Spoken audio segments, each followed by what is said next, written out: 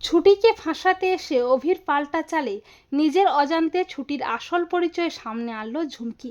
হ্যাঁ বন্ধুরা, আমরা এমনটাই দেখতে পাবো প্রতিজ্ঞা ধারাবাহিকের আগামী পর্বগুলোতে।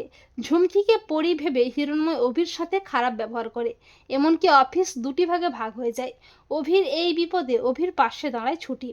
অভি ছুটির হাতে তুলে দেয় অফিসের সমস্ত দায়িত্ব। এরপর কয়েকদিন পর সনলতা রায় ওয়েলফেয়ার সোসাইটির প্রতিষ্ঠা দিবস উদযাপনের আয়োজন করা হয়। ছুটি তার আশ্রমের বাচ্চাদের নিয়ে খুব সুন্দর একটি নাচ করে।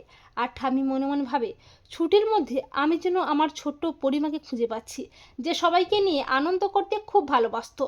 ছুটি ঠামির পায়ে হাত দিয়ে প্রণাম করে বলে, ঠামি তুমি আশীর্বাদ করো, এই মুখ ও বধির বাচ্চাদের পাশে যেন চিরকাল সনলতা ট্রাস্ট থাকে। এরই মধ্যে ঝুমকি কোল্ড ড্রিঙ্কসের মধ্যে নেশা মিশিয়ে দেয় যাতে পরি অপদস্থ হয়। তবে অভি সবটা দেখে ফেলে। অভি সুযোগ বুঝে চালাকি করে নেশা মেশানো গ্লাসটা পাল্টে দেয়, আর ঝুমকি ভুল করে সেই নেশা মেশানো কোল্ড ড্রিঙ্কসটা খেয়ে ফেলে। ঝুমকি নেশায় আচ্ছন্ন হয়ে পড়ে। ঝুমকি নেশার ঘরে স্টেজের মধ্যে উঠে বলতে থাকে, আপনারা জানেন আসল পরীকে? ঝুমকির এই কাণ্ডে বাড়ির সবাই তো অবাক হয়ে যায়। আর অভি স্টেজে উঠে ঝুমকিকে বলে, বলুন বলুন আসল পরীকে? তখন ঝুমকি ছুটির দিকে হাত দেখিয়ে বলে, ওই যে ছুটি, ওই আসল পরী। আর আমি তো নকল পরী সেজে এসেছি সম্পত্তি হাতানোর জন্য।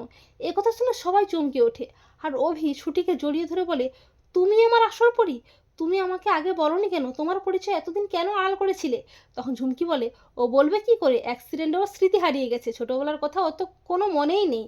আর ওই খেলনা পুতুলগুলো সবই তো ছুটির। এ কথা শুনে সবাই অবাক হয়ে যায়। আর ছুটি অবাক হয়ে তাকিয়ে থাকে। অভি ছুটিকে জড়িয়ে ধরে কাঁদতে কাঁদতে বলে, তুমি আমার পরী? এ যেন তোমাকে দেখে আমার বারবার মনে হতো তুমি আমার পরী। আমি তোমাকে আর কোথাও হারিয়ে যেতে দেবো না। ঠামি বলে, এই ছুটি আমার পরিমা? আর ওই মেয়েটা এতদিন মিথ্যে পরিস্থিতি মিথ্যে নাটক করেছিল। তো বন্ধুরা, তোমরাও এটাই চাও তো যে ছুটিকে ফাঁসাতে এসে অভির পাল্টা চালে নিজের অজান্তে ছুটির আসল পরিচয় যেন সামনে আনে ঝুমকি? কমেন্ট করে খুনে জানিয়ে দাও তোমাদের মতামতটি।